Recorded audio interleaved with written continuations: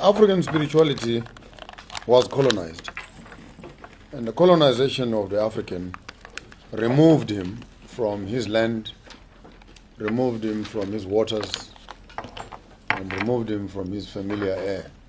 And without spirituality, the African would become subject to all forms of colonization.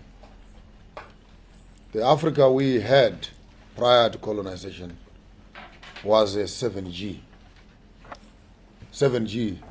civilization. Ask me why I say 7G. Why is it 7G? We're still struggling with the first industrial revolution, second industrial revolution, 4, 5. By the time we get to the 8th, right now we're talking about the 3rd and 4th, is it? Yeah. But the African was living in the 8th already, in the 7th. Ask me why. Why? We manufactured nothing. We owned nothing, and we had everything. No man owned land. We owned each other. We belonged to the rivers. We belonged to the mountains. No wonder when the white man came and says he wanted land, it was not an issue to us. It was like, there you have it. Plant as much as you want.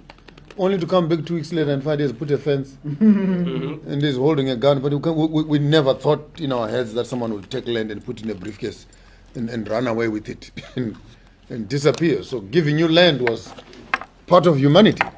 If you say you want a piece of land, you want land. For what?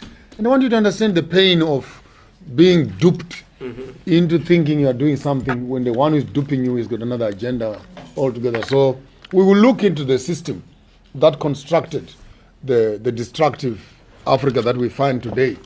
But there we are dealing with the initial form of Africa. Actually, we living in harmony with nature. The purpose of life was to nurture nature. To nurture nature. To look after our habitat. And I think from the totemic space, this should sink in very well.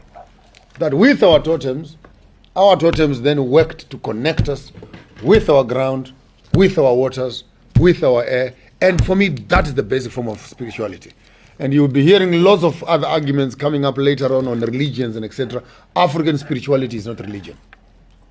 It is a lifestyle of constant interaction between the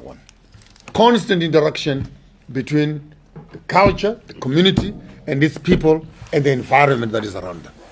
We don't live away from each other.